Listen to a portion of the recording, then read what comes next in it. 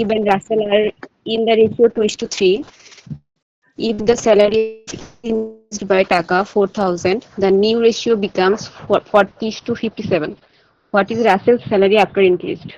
Okay, salaries of Rakib and Russell are in the close to. Rakib and রাসেলের কত বলো তো?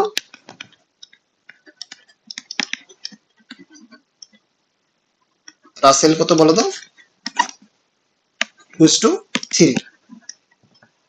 If the salary of the is increased by টাকা 4,000, ঠিক আছে, the new ratio become 40:57, ঠিক আছে, 40:57. What is the Russell salary after increased?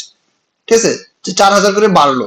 তো আমাদের এখানে একটা জিনিস চিন্তা করতে হবে, দেখো এইটার মধ্যে এটার যে পার্থক্যটা আছে, এটা আসলে মাল্টিপল ওয়েতে করা যায়। এর মধ্যে একটা ওয়ে হলো, দেখো যে এটাকে আমরা যদি দুইটাকেই দেখো 2 আর 40 এবং 3 এবং 57 এর মধ্যে কি রেশিওটা কিন্তু সমান নাই, কিন্তু এখানে যদি আমরা 17 দ্বারা গুণ করি, দেখো কত হয়, দেখো তো 34 আর কত আসে এখানে, দেখো তো 51, আর এখানে আসে কত, এটা আমার এখানে 17 দ্বারা গুণ করার দরকার নেই, জাস্ট এই রেকর্ড নিয়ে হবে। 40 আর কত হবে 57। আমরা অনুপাতের দুই পাশে, হ্যাঁ, যে কোনো একটা দুই পাশে সমান যে কোনো সংখ্যা দিয়ে গুণ করতে পারি, কোনো সমস্যা নেই, ঠিক আছে। তাহলে দেখো আমাদের যদি এই রেশিওটা এরকম হয়ে যায়, এখন এই পার্থক্য কত বলো তো? এই দুইটা পার্থক্য কত? এই দুইটা পার্থক্য কত? 6। এটা পার্থক্য কত? 6, ঠিক আছে।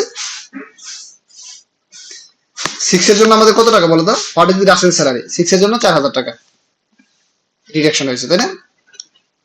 আর 1 এর জন্য কত? আর 57 এর জন্য কত হবে?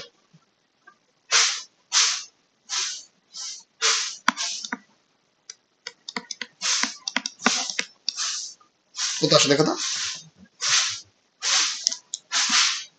3 দোকানে 6, 3 19 57, 20, মানে 38,000,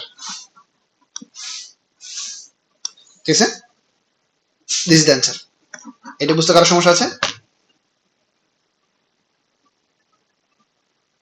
তবে পরীক্ষায় এটা আসলে ব্রেন খুঁজে খুঁজে বের করাটা একটু টাফ হতে পারে, হ্যাঁ, তো অবশ্যই সেটা দেখতে হবে।